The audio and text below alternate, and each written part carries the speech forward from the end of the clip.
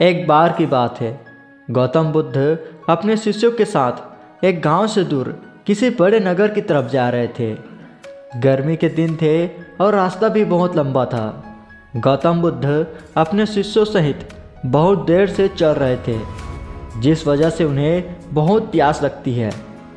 वहाँ से कुछ ही दूर पर बरगद के वृक्ष की एक घनी छांव थी। सभी लोग उस वृक्ष के पास पहुँच जाते हैं। महात्मा बुद्ध अपने शिष्यों सहित वृक्ष की घनी छाया के नीचे विश्राम करने लगते हैं। बहुत देर से चलने की वजह से सभी का गला प्यास से सूख रहा था। यह बात बुद्ध जानते थे। बुद्ध ने एक शिष्य को कहा, आप इस बरगद की छाया से 20 कदम दूर जाकर बरगद की 2 परिक्रमा करके वापिस आओ। शिष्य वैसे ही करता है जैसे बुद्ध ने बताया। परिक्रमा करने के बाद जब शिष्य महात्मा के पास आया तो बुद्ध बोले कि क्या आपको किसी ठंडी हवा का अनुभव हुआ था? शिष्य बोला, हाँ महात्मा, उस उत्तर दिशा की तरफ से मुझे कुछ ठंडी हवा की अनुभव हुआ था।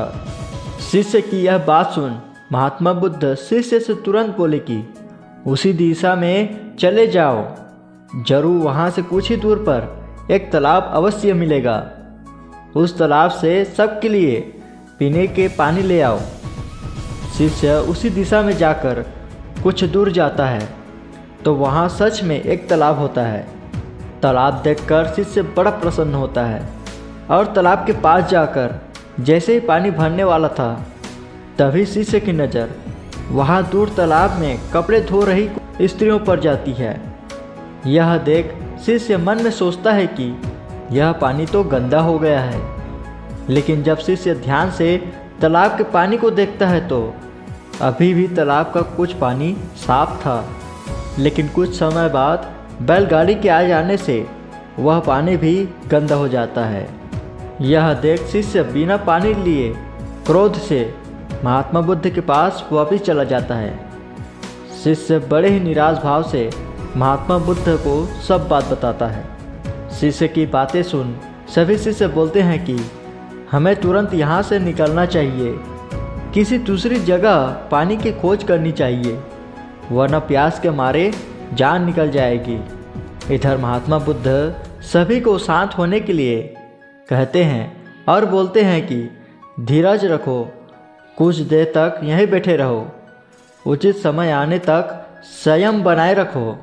सभी महात्मा बुद्ध की बात सुनकर शांत हो जाते हैं और वहीं बैठे रहते हैं। कुछ समय बीत जाने के बाद महात्मा बुद्ध फिर से अपने शिष्य को उसी तालाब से पानी लाने के लिए कहते हैं। शिष्य बिना कोई सवाल किए उसी तालाब से पानी लाने के लिए फिर से चला जाता है।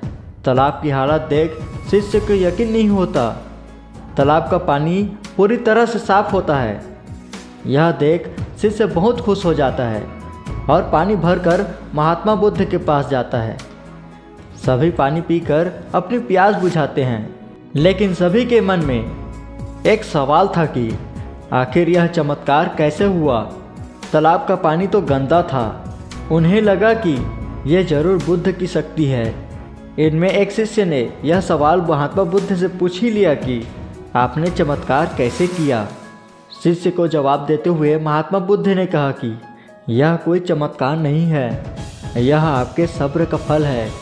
यह फल है आपके सब्र बनाए रखते हुए उचित समय के इंतजार का। जितने देर हम सब लोगों ने सब्र किया, उतनी देर तक तालाब के पानी के ऊपर जितनी देर तक हम सब लोगों ने सब्र किया, उतनी देर तक तालाब का पानी साफ हो चुका था।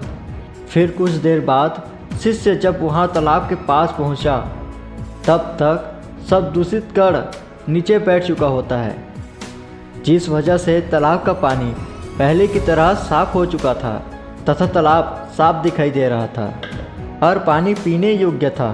फिर इतना बोलने के बाद महात्मा बुद्ध शिष्यों को एक सीख देते हुए कहते हैं कि जैसी स्थिति हम लोगों के समक्ष आज आई है, वैसी स्थिति और मुश्किल दौर जिंदगी के हर मोड़ पर आएंगे। तब उस समय भी आपको ऐसे ही संयम बनाए रखना होगा और अपने विवेक से काम लेते हुए ही आपको एक उचित फैसले के साथ सही नतीजे पर पहुंचना होगा। हर मुश्किल दौर में सब्र रखते हुए ऐसे ही शांत मन से ही कोई फैसला लेना चाहिए जिसका आपके और दूसरों के लिए अच्छा हो। और गुस्से तथा जल्दबाजी में गलत काम और गलत फैसले कर बैठते हैं जिसका बुरा परिणाम उनको भविष्य में दिखने को मिलती है, जिसमें खुद का नुकसान अधिक होता है। कुछ परेशानियां जीवन में ऐसी होती हैं जहां हमें सब्र बनाए रखते हुए उचित समय का इंतज़ार करना होता है, लेकिन लोग अक्सर हर उचित समय आने का इंतज़ार नहीं करते, जिस वजह से उनको आगे चलकर दुख और मुश्किलों का सामना करना पड़ता है।